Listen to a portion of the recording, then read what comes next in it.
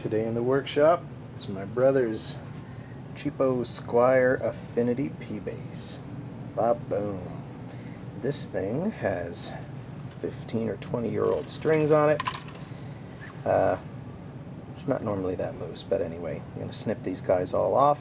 I just bought some local cheapos because we need this thing for a 50s rock show that we're doing. I'm restringing it for my other brother who's actually going to be playing this thing. Funny thing, he plays it Hendrix style. He just picks it up left-handed, but he's grown accustomed to the right-handed stringing. So if he were to buy one of these, he'd have to buy a left-handed version of it and spin the nut around, which would work just fine, except of course then, well, the tuning pegs don't care. I don't think they would notice the difference. The strings are strings. So anyway, let's snip these strings off, get the thing cleaned up. I'll probably throw a quick polish on the frets just because that's the way to make it look nice. And Bob's your uncle. Then we move on. Here we are at the end of phase one, and a nice polish on these frets. I'm not going to bother sanding or trying to level them because there's no way they're worn out. This thing has just been in a closet literally for 20 years. So anyway, I was going to tape the frets off, and I thought, oh, screw that, because I'm going to clean it afterwards, right? So I did put a piece of tape on there, but who cares? I taped around the body just to, you know, keep myself from slipping off and hitting the pick guard, because I think this abrasive probably would have left a pretty good mark. I did wipe around where I'd been working, and this black crud doesn't do any harm to the wood. This is, you know, it's not like a maple varnished neck, but I don't know. I don't think I've done the neck before this one without doing anything to protect the frets. I'm usually filing them. They're all taped off by the time I'm doing the polish work. Anyway, so it looks good. Now we're going to clean it. This is naphtha fuel, which is apparently the stuff to use because it evaporates right away. And then after you, so go through a few rags of that because it'll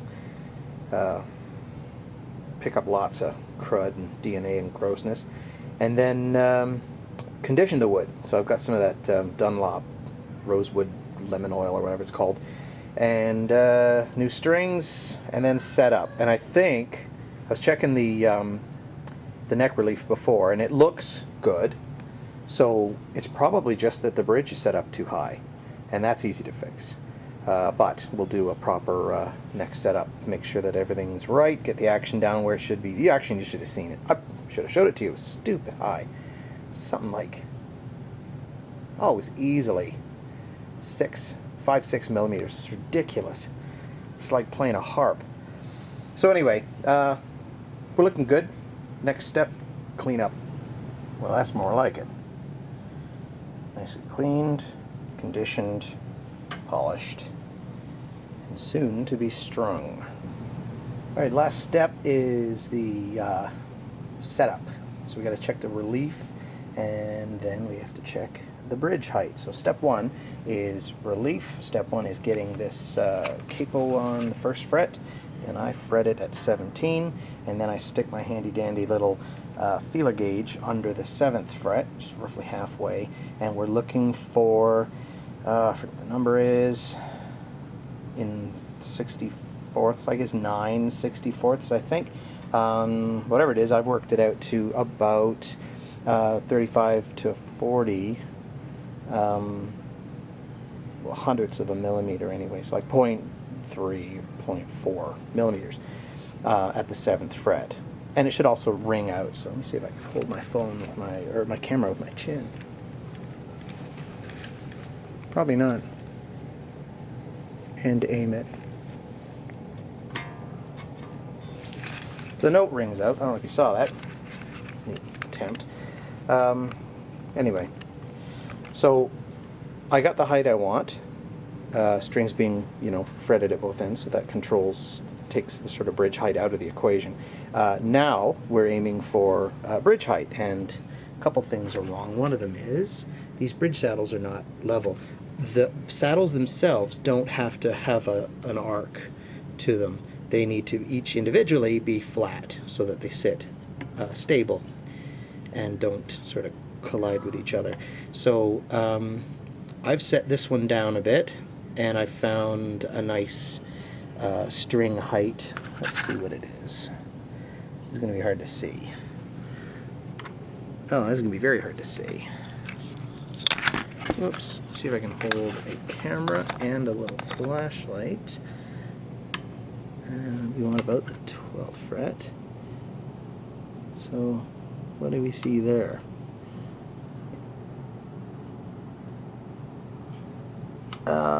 That's actually under 8 thousandths. So, or 8/64ths rather. So that's a good string height if it's not buzzing. I think, or maybe 7 is the number it should be. So it's pretty darn close. Yeah, I think a guitar is something like 4/64ths. So anyway, I'll get the rest of these saddles down, tune it back up, and we'll do a quickety sound check.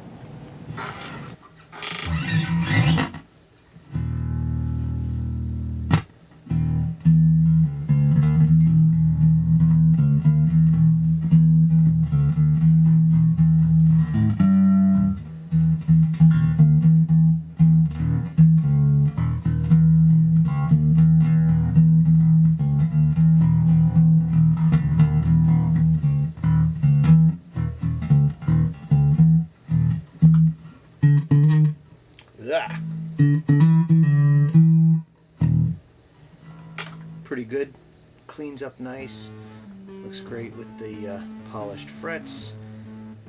These are cheap strings, 15 bucks for these sort of no-name cheapos.